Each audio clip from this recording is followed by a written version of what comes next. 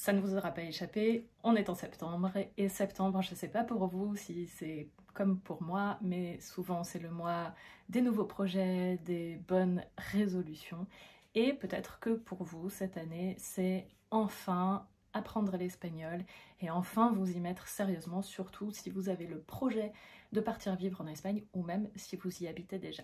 Je m'appelle Florence, je suis enseignante d'espagnol pour francophones qui vivent en Espagne ou qui ont le projet de s'y installer. Et aujourd'hui, je vais vous expliquer comment vous fixer des objectifs dans votre apprentissage de l'espagnol. Parce que apprendre une langue, je le dis toujours, c'est pas un sprint, c'est un marathon. C'est-à-dire que c'est pas quelque chose qu'on va faire hyper rapidement, c'est quelque chose qui prend du temps. Et qui dit projet qui prend du temps, dit aussi maintenir une certaine motivation sur le long terme. Et le problème, c'est que si on se fixe pas d'objectifs ou si on se fixe des objectifs trop lointains, on va avoir du mal à garder sa motivation. Et je vois plein de gens qui commencent à apprendre l'espagnol, qui sont très motivés, qui progressent assez rapidement parce que quand notre langue maternelle c'est le français, l'espagnol c'est pas extrêmement compliqué à apprendre au début, donc on peut progresser assez vite. Et puis ces personnes, elles vont un peu s'essouffler, manquer de motivation parce qu'elles n'ont pas d'objectif ou un objectif trop vague ou un objectif trop lointain. Donc aujourd'hui, je vais vous expliquer comment vous fixer des objectifs qui vont vous aider à vous motiver dans votre apprentissage de l'espagnol. Par exemple, je veux parler espagnol, c'est pas vraiment un objectif. Enfin oui, c'est un objectif, mais c'est un objectif vague, c'est un objectif qui est lointain, c'est pas un objectif qui est très concret, parce que parler espagnol, qu'est-ce que ça veut dire? Est-ce que ça veut dire je veux parler espagnol aussi bien qu'un ou une espagnole? Est-ce que ça veut dire je veux être capable de me débrouiller? Est-ce que ça veut dire je veux être capable de tenir une petite conversation ou une conversation professionnelle? Est-ce que j'ai besoin de l'espagnol dans ma vie quotidienne ou est-ce que j'en ai besoin dans ma vie de famille par exemple parce que mon conjoint ou ma conjointe est espagnol ou mes beaux-parents, ou est-ce que j'en ai besoin dans ma vie dans mon travail?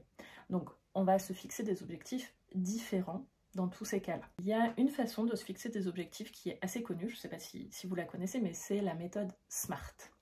SMART, c'est un objectif SMART, c'est un objectif qui est spécifique, qui est mesurable, qui est atteignable, qui est réaliste et qui est délimité dans le temps. Donc par exemple, ce que je vous disais tout à l'heure, je veux apprendre l'espagnol, c'est pas un objectif spécifique. Je veux, par exemple, imaginons que je suis complètement débutante en espagnol et que je me dise, je veux pouvoir tenir une petite conversation avec mes voisins de palier, si j'habite en Espagne. Ça, c'est un objectif qui est spécifique. C'est un objectif qui est mesurable, parce que le jour où je vais entamer la conversation, je vais voir si je peux la tenir ou si je peux pas la tenir. C'est un objectif qui est atteignable. Si je suis débutante, je peux un jour réussir à tenir cette conversation. C'est un objectif qui est réaliste, c'est tout à fait dans mes capacités, je vais pouvoir le faire, c'est quelque chose que d'autres ont réussi à faire et qui est possible pour moi. Et vous pouvez vous dire, bah voilà, moi je veux réussir à tenir cette conversation d'ici 3 mois, par exemple. Un autre exemple, ça peut être, je prends un livre au hasard dans ma bibliothèque, je veux lire Fantasmas del Pasado de Juan Fernández, qui est un très bon roman, avec une couverture un peu abîmée, qui est un roman de niveau B1, donc niveau intermédiaire. Donc, imaginons que je suis complètement débutante, si je me dis je veux lire ce roman d'ici la semaine prochaine et je veux comprendre 100%, bah ça clairement c'est pas réaliste, c'est pas atteignable, c'est pas un objectif qui est intéressant parce que ce qui va se passer c'est que je vais pas y arriver, je vais être frustrée, je vais abandonner, je vais me dire c'est nul, je suis nulle et je vais tout arrêter. Donc un objectif plus smart, ce serait par exemple de prendre ce roman-ci, et je parle pas du tout de la qualité, hein, je parle juste du niveau. Si je suis débutante, c'est de me dire, bon bah, je vais plutôt choisir ce roman-ci, qui s'appelle La Flor del Trabajo de Adriana Ramirez, qui est fait pour les débutants, et je vais me dire, ok, C'est mon objectif spécifique, c'est de lire ce roman. C'est atteignable.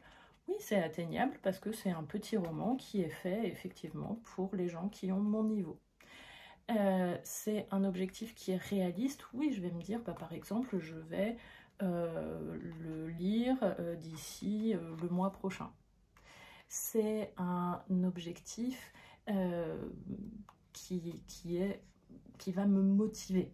D'accord? C'est quelque chose que je vais réussir à faire et ça va renforcer ma motivation. Ça ne va pas me démotiver, ça va renforcer ma motivation. Essayez de vous fixer des objectifs d'apprentissage de l'espagnol. Un autre exemple, ça peut être la prochaine fois que je vais au restaurant, je veux commander uniquement en espagnol, sans regarder, sans chercher à traduire, sans regarder ce que certains mots veulent dire. Si je ne comprends pas, je demande au serveur en espagnol à ce qu'il m'explique ce que veulent dire le nom de certains plats.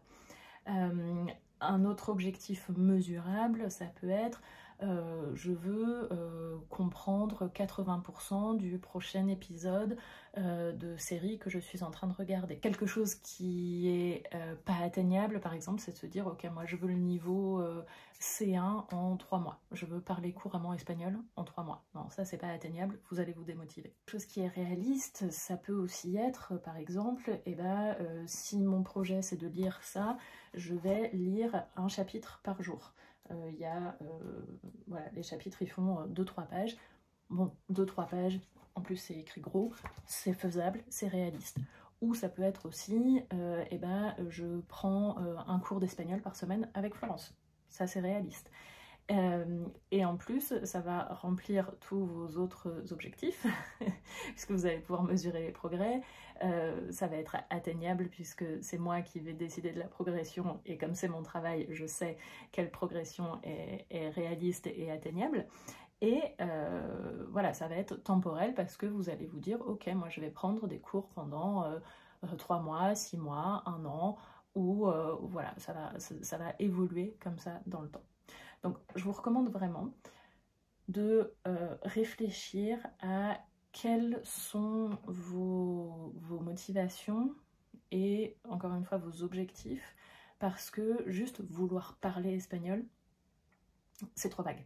On peut avoir un objectif à long terme, d'accord? Ça peut être, effectivement, je veux parler espagnol pour pouvoir me sentir intégrée dans la vie de tous les jours en Espagne, mais il faut décomposer cet objectif en sous-objectifs pour pouvoir maintenir la motivation au fil du temps.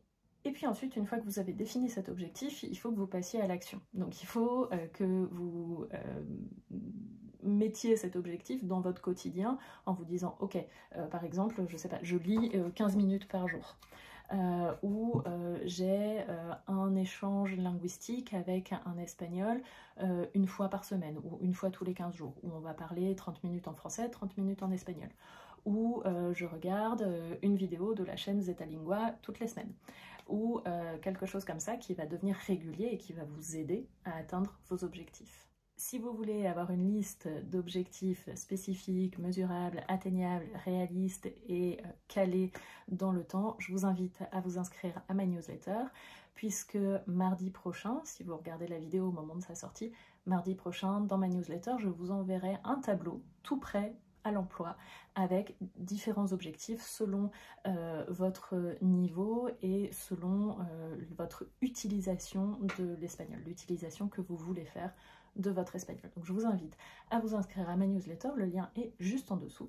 Et deuxième information, quelque chose qui va vraiment vous aider à atteindre vos objectifs, qui va vous donner un élan, c'est l'immersion linguistique que j'organise au mois de janvier aux Canaries. Et croyez-moi que les Canaries, en janvier, quand en France il fait moche, il fait froid, il pleut, et ben c'est très agréable et en plus ça va vous aider à booster votre espagnol et à atteindre vos objectifs plus rapidement. Toutes les informations sont également en dessous de la vidéo. C'est une immersion linguistique qui va durer une semaine où vous serez entièrement dans une bulle d'espagnol. On a prévu plein d'activités, des cours, des activités linguistiques, des activités pour parler avec les locaux également, des activités culturelles, touristiques, pour vous faire découvrir la culture des Canaries et vous faire progresser en espagnol. Il ne reste plus que 3 places, donc j'oserai vous, j'irai vérifier ça très rapidement. Et si vous voulez vous inscrire, toutes les informations sont sous la vidéo. On se retrouve la semaine prochaine pour une vidéo en espagnol.